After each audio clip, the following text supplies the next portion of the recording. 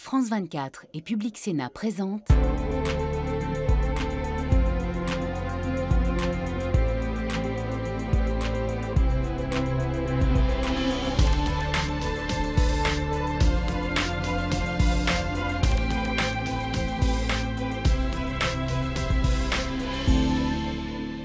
Merci de nous rejoindre ici au Parlement, à Bruxelles, pour notre partie débat.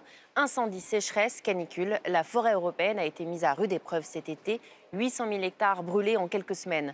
Début septembre, le Parlement européen a validé un ambitieux projet pour nos forêts avec comme mesure phare la plantation de 3 milliards d'arbres d'ici 2030. Oui, alors si l'objectif frappe les esprits, est-il vraiment atteignable? La superficie forestière mondiale a plutôt diminué. Celle de l'Union européenne se maintient à 38% de notre territoire, mais elle ne représente que 5% de la forêt à l'échelle globale. L'Union européenne a beaucoup d'ambition pour ses forêts et celles du reste du globe, diminuer les CO2 par ses puits à carbone, mais aussi exploiter ces forêts de façon durable, des objectifs parfois contradictoires. Alors plongeons au cœur de nos forêts et des sous-bois avec Benoît Ludgen. Bonjour, vous êtes député européen PPE belge. Et face à vous, Benoît Biteau, bonjour, qui au sein du groupe 1 Les Verts suit ce dossier. L'objectif européen de 3 milliards d'arbres d'ici 2030, on peut dire que c'est ambitieux ? C'est une ambition qu'on pourrait peut-être partager. Après, c'est comment... Vous ne la partagez pas ? Si, bien sûr, mais c'est comment est-ce qu'on le construit? C'est-à-dire que est-ce qu'on tombe dans des monocultures? Est-ce qu'on est sur des massifs forestiers avec des objectifs bien dédiés, dans une approche globale, qui ne soit pas uniquement de la forêt pour faire de l'économie, mais qui intègre justement ces enjeux de climat, de biodiversité, qui sont aussi des sujets importants pour la forêt.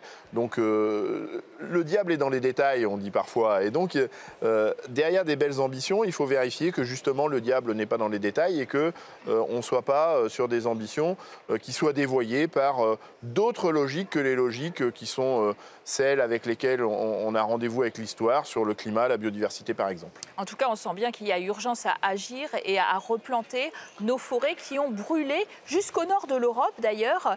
Cet été, c'est assez frappant, le réchauffement climatique ça se voit maintenant. Est-ce qu'elles sont particulièrement mal entretenues et c'est pour ça qu'elles brûlent ? Avant ça, je voudrais quand même vous dire une chose, c'est que l'Europe, grâce à l'Europe, il y a une augmentation de la superficie forestière en Europe de façon importante. Pour donner une idée à ceux qui nous regardent, en 25 ans, on a une superficie qui est égale au Portugal en plus de superficie forestière en Europe. Ce n'est pas tout à fait rien. Après, évidemment, on doit regarder derrière quel type de forêt, comment ont-elles été entretenues, qu'est-ce qu'on a planté précisément pour éviter ce qu'on appelle la monoculture. Mais il y a quand même cette ambition-là, elle est déjà en partie derrière nous. Maintenant, il faut préparer nos forêts à la lutte contre le réchauffement climatique, puisque les forêts souffrent du réchauffement climatique, et en même temps, elles peuvent participer à lutter contre le réchauffement climatique. Et là, je pense qu'il y a bien sûr une ambition européenne qui est fixée, avec toute une série de principes et de balises, pour que les trois fonctions de la forêt, à savoir la fonction environnementale sur deux piliers, la nature, la biodiversité, mais aussi le climat, la fonction économique, si je prends l'exemple de la France, c'est 450 000 emplois, c'est pas tout à fait rien, on ne peut pas dire que ça n'existe pas, c'est important. Et aussi la fonction sociale de la forêt, récréative, de loisirs, etc., que ces trois fonctions-là finalement se rassemblent. La France, la Belgique notamment, ont déjà apporté des avancées en la matière au travers d'un code forestier. Alors il y a certainement des améliorations encore à apporter, mais globalement, ces trois fonctions-là, elles doivent être rassemblées. C'est le lieu des passions, la forêt aussi. Donc inévitablement, on va être dans des équilibres à trouver, mais au-delà des équilibres, c'est effectivement planter pour demain. C'est faire en sorte que nous puissions préparer effectivement nos forêts à la lutte contre le réchauffement climatique. Alors, je vous propose de regarder ensemble cette carte qui présente la répartition des surfaces forestières très importantes. On le voit dans les pays du Nord, mais également en Autriche. Benoît Biteau, le diable est dans les détails, vous le dites. Où faut-il replanter peut-être en priorité et quel genre d'espèces? Comment est-ce qu'on choisit les espèces? Alors déjà, il va falloir replanter les zones qui ont été sévèrement impactées par les incendies. Et donc ça, c'est déjà une priorité absolue. C'est-à-dire que sur cette volonté de replanter des arbres, il va falloir d'abord replanter ces forêts. Mais elles étaient déjà identifiées comme des massifs forestiers. Donc ce n'est pas des forêts supplémentaires. Il va falloir les recréer. Mais avec toute l'inertie de la recréation d'une forêt. C'est-à-dire qu'une forêt... Moi, je suis dans une zone qui a été complètement brûlée en 1976. La forêt, elle commence seulement maintenant à reprendre un aspect forestier. Donc ça, c'est un premier aspect. Ça prend du temps. Ça prend du temps et c'est d'ailleurs un des écueils de la compensation environnementale qu'on propose parfois avec la forêt, la compensation climatique. C'est que quand on compense des vols d'avion, par exemple, avec la plantation d'un arbre maintenant, en vérité, il va compenser que dans quelques décennies. Donc ça, c'est un écueil, alors que sur le climat, on doit avancer tout de suite. Donc effectivement, cette ambition de faire de la reconquête forestière est très importante. Mais encore une fois, comment est-ce qu'on le fait? Est-ce qu'on fait revenir de la forêt spontanée qui intègre le changement climatique parce que les essences qu'on utilisait hier ne seront pas celles qu'on pourra utiliser demain sur fond de changement climatique. L'ère de répartition des essences est en train d'évoluer. Donc il faut intégrer tous ces éléments-là. Et attention aux monocultures, c'est-à-dire que ce qu'on a observé parfois sur l'agriculture ne doit pas venir dans le domaine forestier. Oui, parce que vous nous avez parlé du Portugal. On a bien planté, en fait, que de l'eucalyptus, parce que c'était cher, c'était rentable sur le marché, et puis il a brûlé comme du petit bois pendant justement ces étés très chauds. Et donc on comprend bien que l'intérêt commercial n'était pas celui de la forêt. On est bien d'accord.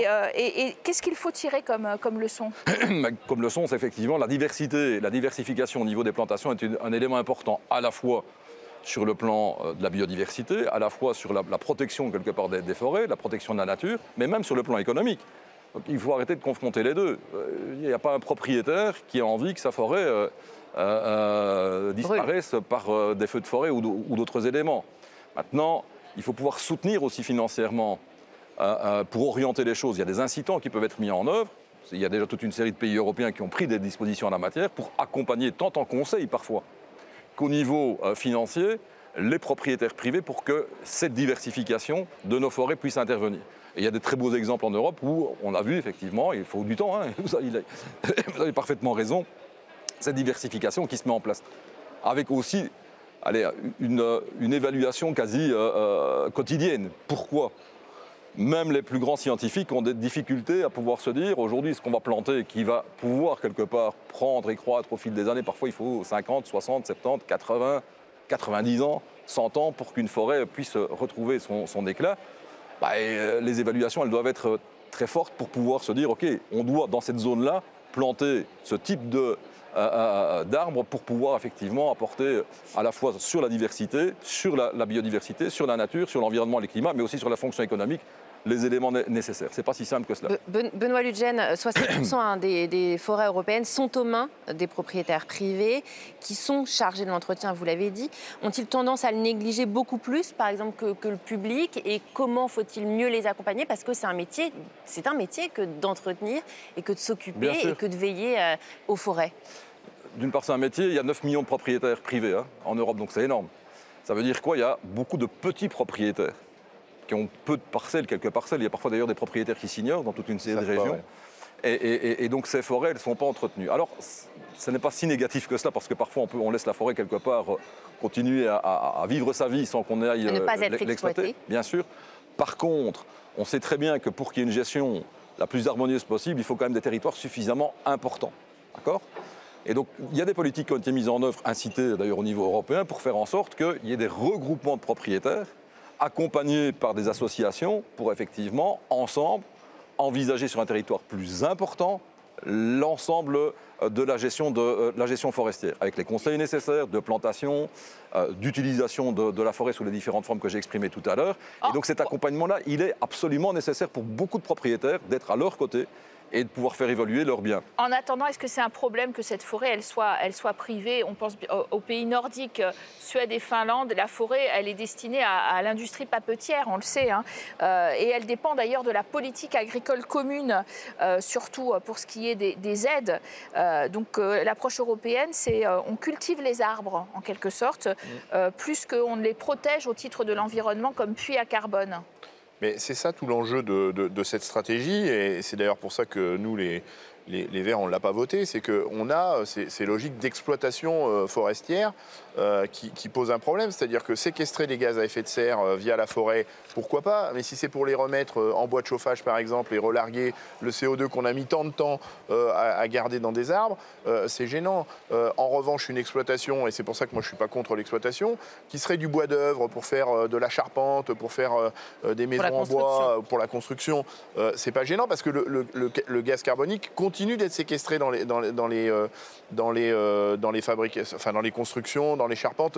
L'exemple, c'était l'incendie de Notre-Dame de Paris, où la charpente a libéré du carbone qui était stocké depuis des centaines d'années dans les grandes charpentes de Notre-Dame de Paris. Donc attention à la façon dont on exploite. Et quand vous parliez de l'eucalyptus, par exemple, le choix de l'eucalyptus, c'est parce qu'il y a des finalités économiques qui, contrairement à ce que vous disiez, chers collègues, n'intègrent pas l'approche globale du développement durable. C'est-à-dire que quand on fait de l'eucalyptus... Je n'ai pas dit le contraire. Vous avez présenté, et c'est très bien, la stratégie forestière par les 3 piliers du développement durable.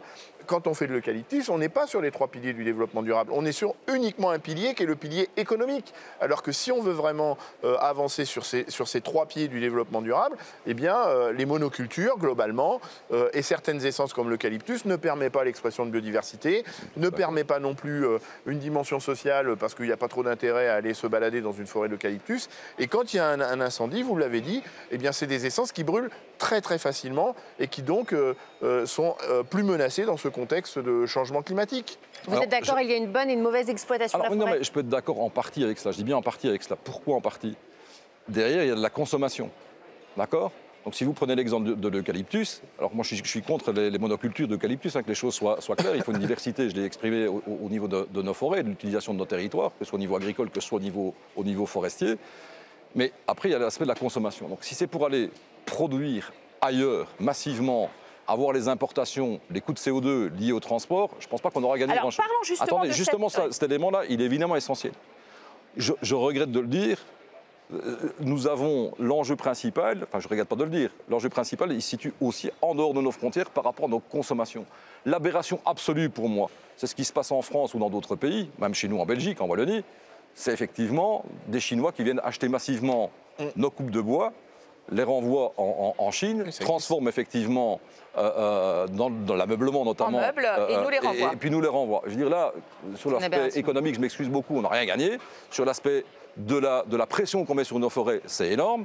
Et donc sur le plan social, de l'emploi et même de l'environnement, c'est une aberration absolue. Donc on doit protéger nos forêts aussi par des dispositions particulières, que ce soit la taxe carbone à nos frontières, ou même, moi je veux qu'on aille plus loin, c'est l'interdiction d'achat de territoires par des mains étrangères, a fortiori qu'elles soient chinoises ou russes, mais surtout chinoises dans le cas présent, par rapport à cela. Ça, c'est un vrai enjeu européen pour protéger nos forêts, protéger nos emplois. L'Union européenne, elle n'est pas un petit peu ambiguë sur la déforestation parce que finalement, elle la pratique en dehors de son territoire. C'est-à-dire, on a fait des grands accords de commerce avec le Brésil qui avait tendance, sous Bolsonaro, à brûler la forêt amazonienne pour exploiter des terres qui devenaient agricoles et pour exporter finalement les produits vers nous, l'Europe.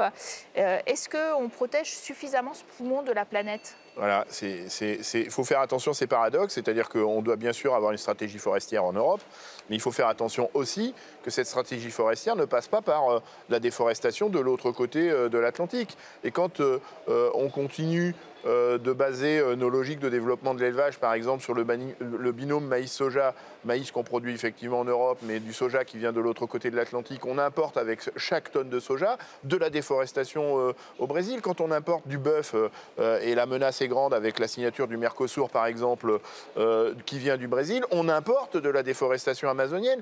Et le mot, vous l'avez utilisé, cette forêt est le poumon de la planète. Et donc, il faut faire attention à ne pas non plus se tromper dans nos logiques-là et ne pas être schizophrène, entre guillemets, à vouloir protéger notre forêt, mais accepter que le poumon de la planète soit déforesté pour d'autres logiques que le développement durable, justement. Il y a quand même eu un tournant majeur, et il faut le dire, le Parlement européen a adopté un règlement ambitieux pour lutter justement contre cette déforestation à l'étranger.